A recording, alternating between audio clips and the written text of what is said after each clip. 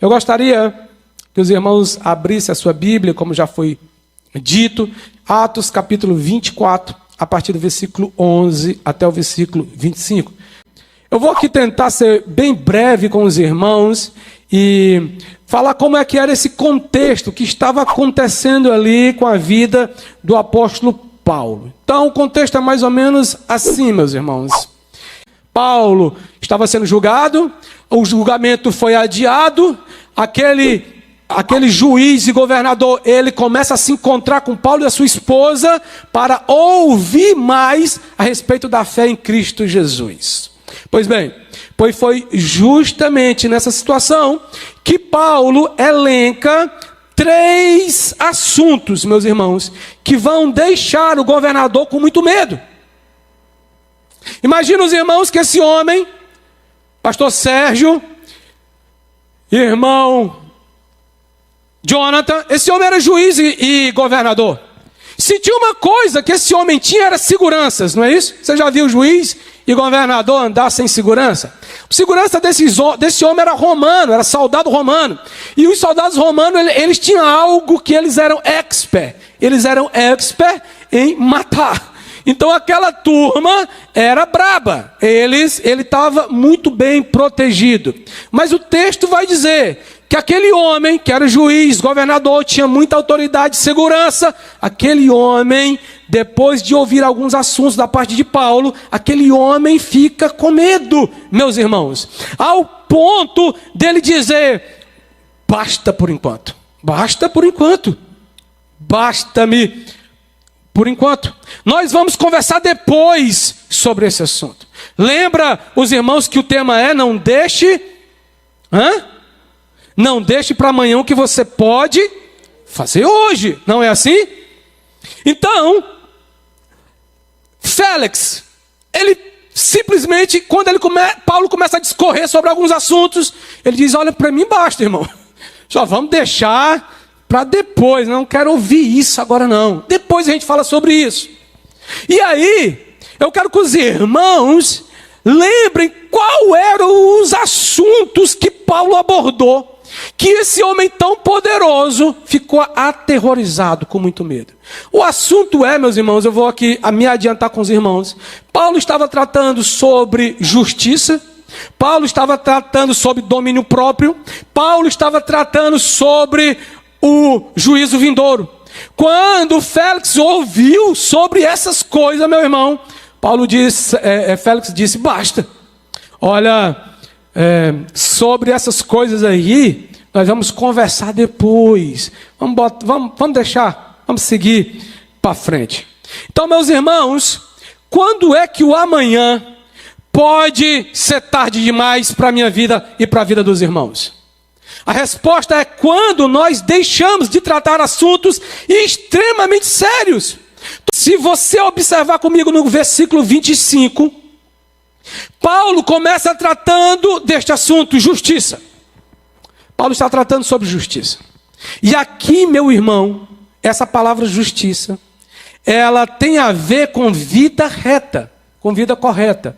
Não tem a ver com justificação em Cristo Jesus. Quando Paulo, veja bem, meus irmãos, começa a falar que aqueles que desejam seguir o caminho e escapar do juízo de Deus, precisa viver uma vida reta.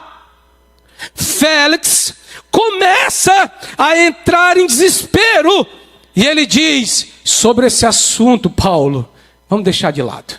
Sobre esse assunto a gente fala depois. Sobre esse assunto a gente fala depois. Félix, meu irmão, era um adúltero. Então imagina Paulo, quero que vocês imaginem comigo, Paulo começa a tratar sobre vida reta. Paulo começa a falar sobre vida reta para Félix. Mas Félix, quando começa a ouvir que para seguir Jesus, para seguir o caminho, para fugir, para se salvar do juízo de Deus, ele precisa ter uma vida correta e reta. Ele lembra que ele é um adúltero. A esposa dele, a atual, era a terceira esposa de Félix. Félix era um era um adúltero. Félix, ele recebia propina, meu irmão. Então, se tinha algo que não estava reto, era a vida de Félix. Então, meu irmão, e a gente sempre fala isso, a palavra nos confronta, nós, na maioria das vezes, não queremos ouvir. Porque, na verdade, muitos de nós queremos ouvir aquilo que nos agrada, aquilo que infla o nosso ego, aquilo que vai nos motivar, aquilo que vai nos fazer sair rodopiando na igreja. Mas se você se deparar com a palavra que confronta o teu pecado, na maioria das vezes, nós fazemos que nem Félix. Nós dizemos assim, vamos deixar para depois? Vamos falar de coisa boa, vamos mudar de assunto, falar de vida reta. Para alguns irmãos que estão dentro das igrejas, é o quê? É aterrorizante. Porque muitos irmãos dentro da igreja não estão vivendo uma vida reta. E aí, quando a palavra vem e confronta o irmão que está dentro da igreja e que está vivendo uma vida torta, a primeira coisa que ele faz é dizer, vou deixar isso para lá. Não vou falar sobre isso agora não. Pastor, muda o disco, fala de outra coisa, que é bem melhor. Mas saibam os irmãos, que nós devemos e temos o dever de vivermos uma vida reta. Sabe, meus irmãos? Talvez você no seu emprego tenha que viver uma vida reta. Talvez você na sua comunidade tenha que viver uma vida reta. Aí você está no seu emprego e aí você está querendo passar por cima de todo mundo para galgar uma promoção. Aí talvez você esteja vivendo na comunidade. Pastor, todo mundo vive na comunidade e não paga energia. Você é cristão, filho de Deus. Eu tive lá em casa um rapaz e ele me falou assim, pastor, você paga quanto de energia? Eu paguei R$300 nesse mês. Você paga porque você quer. Qualquer coisa a gente faz um gato. E aí não paga mais. Eu disse, meu irmão, se ele falar outra vez isso aí, eu lhe boto para correr daqui de casa. Eu devo e tenho a obrigação de viver uma vida reta diante de Deus e diante dos homens. Já pensou os irmãos chegarem lá em casa e o pastor está com um gato, irmão? Que exemplo eu estaria dando para os irmãos? Não é viver uma vida reta. Nós temos que viver uma vida reta, meu irmão. Era exatamente isso que Paulo começou a falar para Félix. E quando ele ouve isso, ele não quer mais ouvir o que Paulo estava dizendo. Ele bota para adiante, ele muda de assunto. Qual foi o outro assunto que Paulo tratou, irmão? Domínio próprio. Isso aqui também é bom para nós. Alguns, como Félix, não conseguem dominar a sede por dinheiro. A sede por poder, a sede pelo status. O texto diz que Félix manteve Paulo encarcerado, enquanto ele pôde, e a sua real motivação era a esperança de receber propina até do apóstolo Paulo. Domínio próprio. Sabe, meus irmãos, Félix costumava vender sentença. A galera comprava a sentença. O cara estava errado, jogava uma propina para Félix e comprava Félix. Talvez isso não seja tão diferente da nossa realidade, quando você está se vendendo aonde você estiver. E aí, você é casado, mas aí você passa o dia e a noite toda em site pornográfico. Cadê o domínio próprio, varão de guerra? E aí quando você vem numa igreja como essa, e você é indagado, quando a palavra de Deus te confronta, assim como fez com Félix, muitos de nós, ao ouvirmos esse tipo de mensagem, a primeira coisa que nós fazemos é virar o nosso rosto e não querer mais dar ouvido. Ter uma vida reta, ninguém aqui na Rocinha tem uma vida reta. Ter uma vida reta no trabalho, ninguém no meu trabalho tem vida reta. Ter domínio próprio? Ora, mas se tem muitas mulheres me dando mole, por que não ficar com outras mulheres, hein? Por que ser fiel ao seu marido?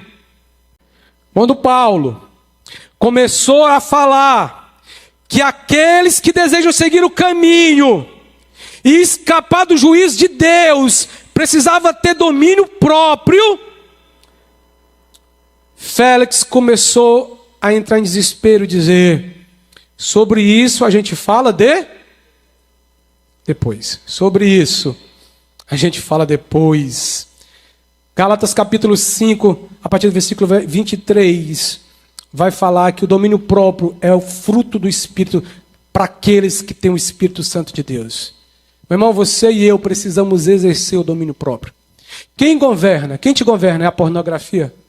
Quem te governa é o amor ao dinheiro? Quem te governa é o celular? Quem te governa é as redes sociais? Quem te governa é o mundão aí de meu Deus? Nós devemos estar atento a essas questões, porque o domínio próprio é fruto daqueles que têm o Espírito Santo de Deus sobre eles. Paulo também fala sobre juízo final. Agora, meu irmão, se Félix não quis ouvir sobre vida reta, nem tampouco sobre domínio próprio, quando Paulo começou a falar sobre o juízo vindouro, meu irmão, Félix começou a se ligar. Ele disse: cara, não vai dar. Isso não vai dar para mim. Juízo final. Quando Paulo começa a discorrer sobre o dia vindouro, sobre o juízo final, Félix fica desesperado, pois ele sabe que assim como nós, ou seja, eu e vocês, nós sabemos que um dia todos nós iremos prestar conta diante de Deus. Quando Félix teve essa certeza que ele um dia iria prestar conta diante de Deus, sabendo que ele era um adúltero, sabendo que ele recebia propina, sabia que a motivação dele não era as melhores, ele diz: olha, sobre esse assunto eu também não quero ouvir. Mas eu quero que os irmãos saibam, se você ainda não sabe, você um dia, meu irmão querido, vai prestar conta com Deus.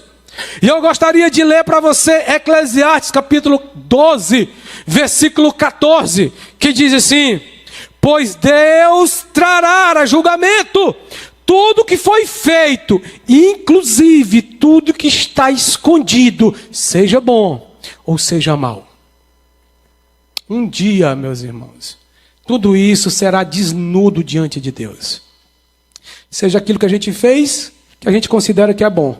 Seja aquilo que a gente fez, que consideramos ser mal.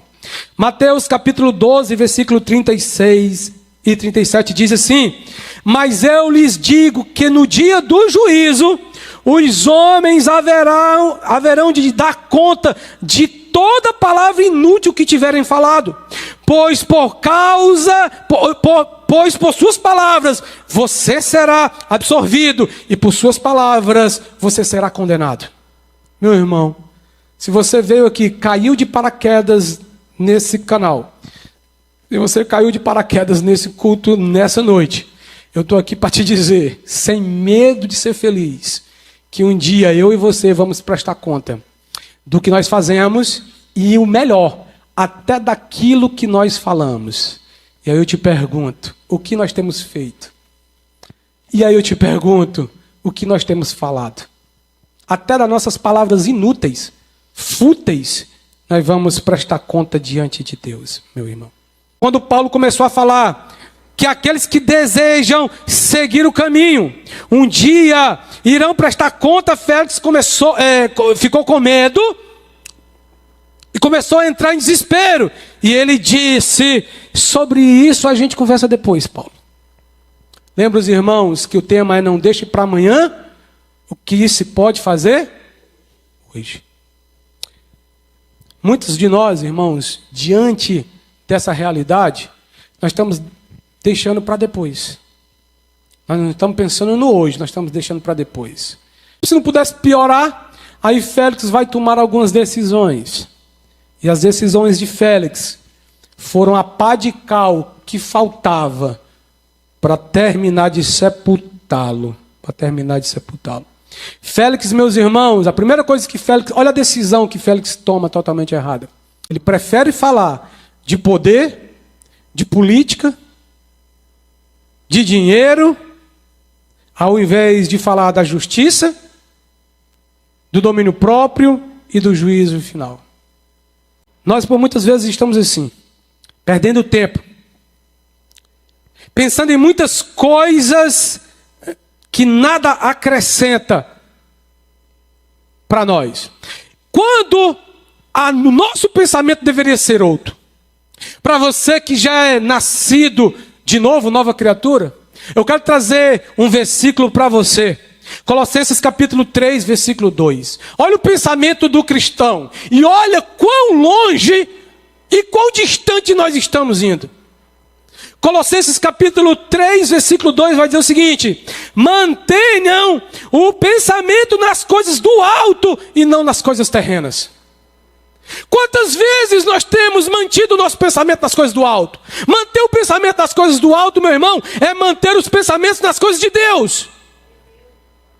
Aí nós estamos perdendo tempo, mantendo os nossos pensamentos em coisas que é terrena, meu irmão. Toda vez que você trocar Jesus por qualquer outra coisa, mesmo que você se considere e ache que você é feliz, a infelicidade vai te encontrar lá na frente, porque você é apenas um Félixinho, um projeto de Félix, um pequeno Félix. Outra coisa que Félix deixa, uma decisão errada que Félix faz. Félix desperdiçou as oportunidades dadas por Deus. Félix rejeitou a mensagem de Deus e o mensageiro. Irmãos, Félix estava sem sombra de dúvida, o maior pregador depois de Jesus Cristo. Que oportunidade de ouro Félix tinha nas mãos. Félix não estava ouvindo o pastor Elton. Félix estava ouvindo o apóstolo Paulo. Félix estava ouvindo coisa, maná, de Deus. Félix estava ouvindo, Paulo estava falando coisas do alto. E Félix estava perdendo tempo, desperdiçando a oportunidade que Deus estava dando na vida dele. Quantas vezes, meus irmãos, eu e você não temos desperdiçado as oportunidades que Deus tem nos dado? Quantas vezes você não já aceitou Jesus só nesse começo de ano? Quantas vezes Deus já não te chamou? Quantas vezes Deus já não te incomodou? Para que você tome uma decisão diante de Deus de uma vez por todas. E você está aí perdendo tempo, deixando as oportunidades passar. E você acha que você tem todo o tempo do mundo. Pastor, eu sou um jovem, eu tenho apenas 20 anos. Louvado seja Deus, irmão. Pega a tua juventude, vai servir a Deus. Tu acha que tem... Rapaz, o mundo, meu irmão, jaz do maligno. Não tem nada naquele trem ali que preste. Deus já te falou. Você já ouviu. Mas tu insiste em deixar passar as oportunidades de Deus. Mas saiba de uma coisa, não deixe para amanhã o que você pode fazer hoje. Você tem oportunidade, meu irmão, hoje. Não deixa para amanhã, filho. O amanhã, para alguns, pode ser tarde demais. Jesus vai dizer em outro momento: insensato, esta mesma noite a sua vida lhe será exigida. Então, quem ficará com o que você tem? Quem ficará com o que você preparou?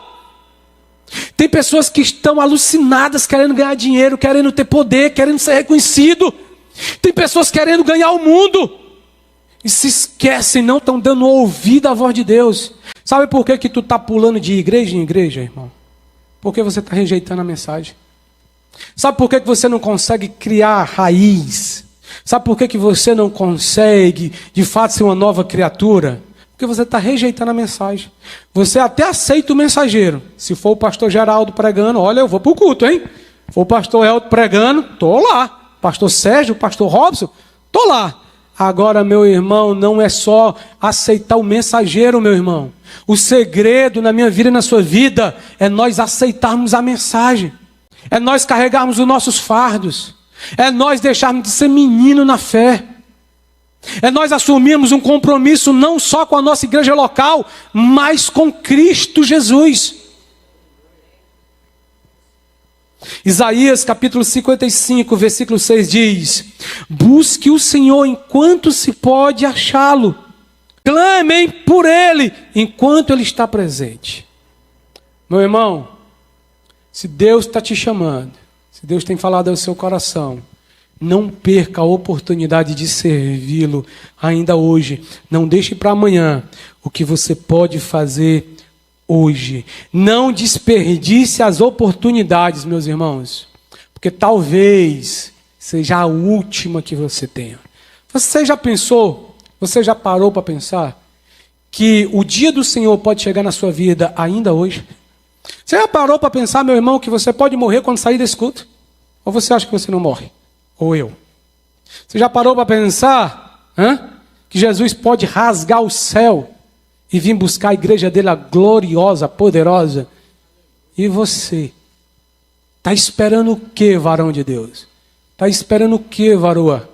Está esperando o que, homem de Deus? Para tomar uma decisão? Está esperando Jesus abrir o céu mesmo? Quer pagar para ver?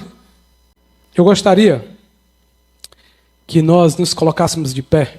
Eu vou convidar o Ministério de Louvor mais uma vez. Nós vamos estar louvando ao Senhor.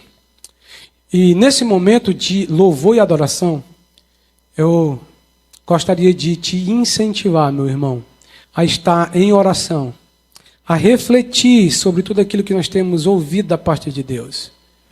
Sabe de uma coisa? Você poderia estar em qualquer lugar na noite de hoje, mas aprova ao Senhor estar na casa de Deus, para ouvir uma mensagem que, com certeza, como me confrontou, te confronta também. Deus está te chamando, meu irmão. A pergunta é: o que você vai fazer? O que você vai fazer a partir do momento que você ouviu a voz de Deus? Félix, ele teve 2 anos conversando com Deus, com Paulo. Ele não tomou uma decisão. Ele prorrogou. Ele deixou para amanhã. Ele deixou para depois. Um dia, Paulo, eu vou ter uma vida reta diante do Senhor. Hoje não. Um dia, Paulo, eu vou dominar. Eu vou ter domínio próprio. Um dia, Paulo, eu vou lutar contra esse pecado. Hoje não. Um dia, Paulo, eu vou estar preparado para a volta de Cristo. Hoje não. Sabe o que acontece, meu irmão? Esse dia nunca chegou para Félix. Félix terminou a vida dele, a história conta, sem nada. Félix terminou a vida dele distante dos homens a quem ele bajulava, e o pior, distante de Deus. Atos capítulo 24, versículo 27 vai dizer: passado 2 anos, Félix foi sucedido por Pôncio Festo. Sabe, meu irmão, Félix não aproveitou a oportunidade e o tempo passou para Félix. Que nós possamos aproveitar a oportunidade. Tem um ditado, um provérbio chinês, se me falha a memória, que diz: há 3 coisas que não voltam atrás. A palavra dita foi dita. A flecha alçada. A flecha está alçada, meu irmão. E a oportunidade perdida não volta atrás. Não tem segunda oportunidade. Para alguns. Vamos louvar a Deus nesse momento.